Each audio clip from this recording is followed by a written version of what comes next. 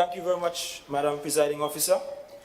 Before I get started, allow me to say up front to my colleagues in the House and to those looking that brevity may not be achieved today, but don't worry, just drink your water and let's mind Tobago's business together.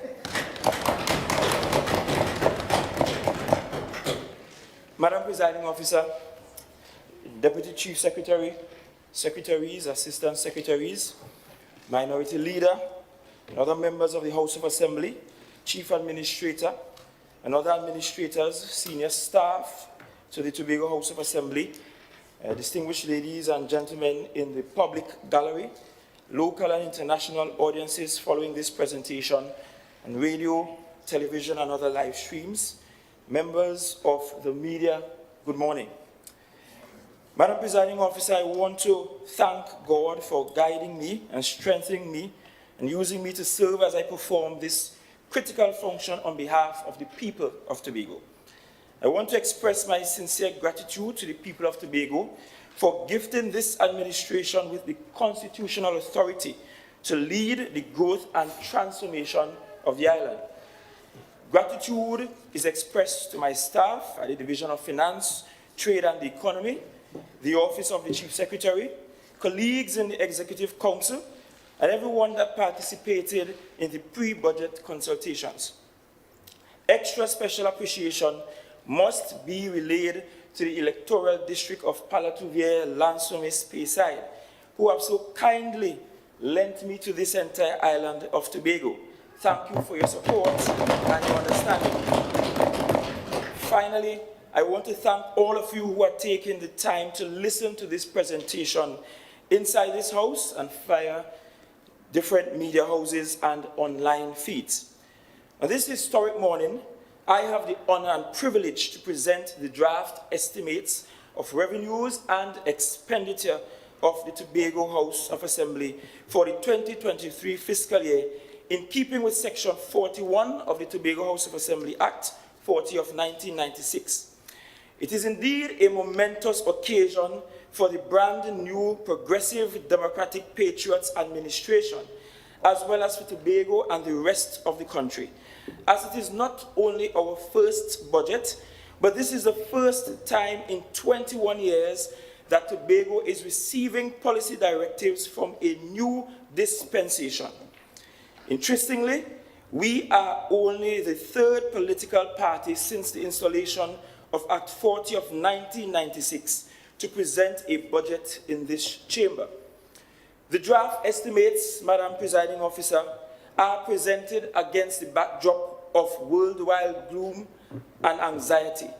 Of course, these are caused by three major disruptive global events: the COVID-19 pandemic, the Russian-Ukraine war resulting from Russia's invasion of Ukraine, and climate change. These events threaten the stability and indeed the very existence of many countries across the globe.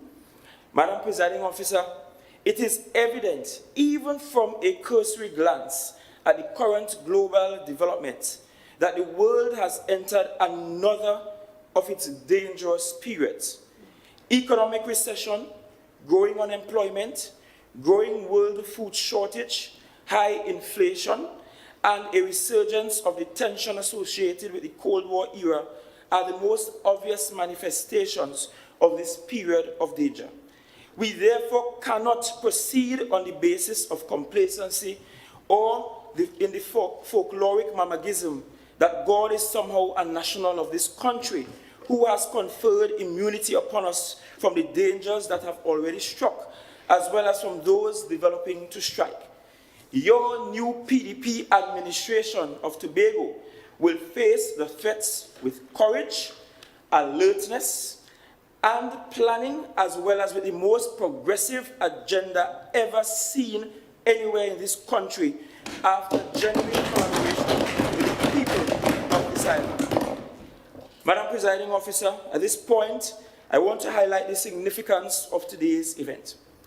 No single document expresses a nation's political and policy priorities more fully than does the annual budget.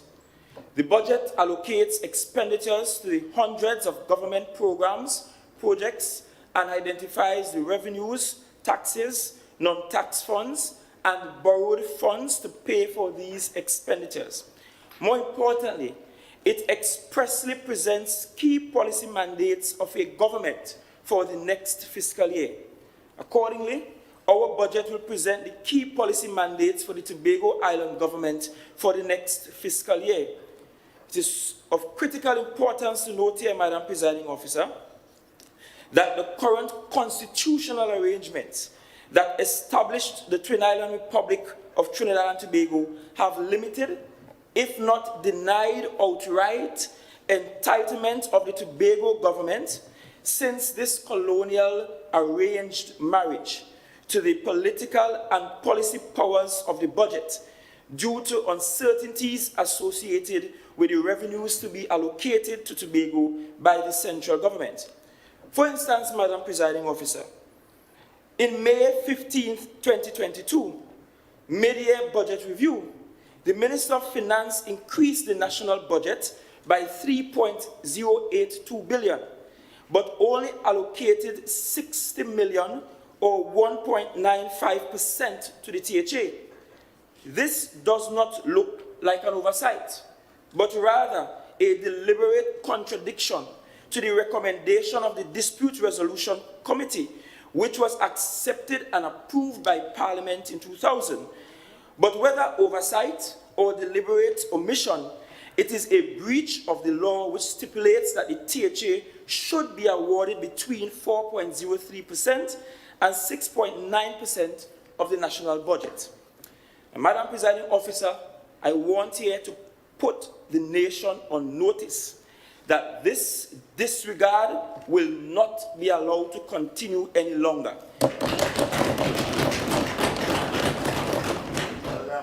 New Tobago dispensation, new rules of engagement. Right. Madam Presiding Officer, the budgetary proposals which follow were influenced primarily by a series of stakeholder consultations, submissions from the divisions of the Tobago House of Assembly, ideas from an online platform, a series of virtual consultations, and the PDP mandate. Madam Presiding Officer, in the presentation that follows, I shall endeavor to discuss the fundamental issues, the challenges, and opportunities for development, which, defined in its broadest sense, encompasses not only production and productivity, but the entire socio-economic, constitutional, and institutional ecology of Tobago. Madam Presiding Officer, for the remainder of the presentation, I will proceed as follows. First, I will provide an outlook of the international, regional, and domestic economies. Second, I will identify and discuss policy reactions and actions that must be urgently taken to save lives and livelihoods. Third, I will articulate the long-term socio-economic development framework and the policy agenda for fiscal 2023. Fourth, I will present the budget numbers and the financing options. And finally, I'll provide a conclusion, whenever that is. Madam Presiding Officer, I wish, as I did before, to alert this House and listening audience that today's presentation is less parsimonious than I intended. However, I thought it necessary and important to take the required time to carefully set out the vision, policy agenda, and programs of my administration. Notwithstanding the length, I assure you that the presentation will be dynamic and groundbreaking, as PDP always. I now examine the outlook for global, regional economies, and then outlook for the national and Tobago economies.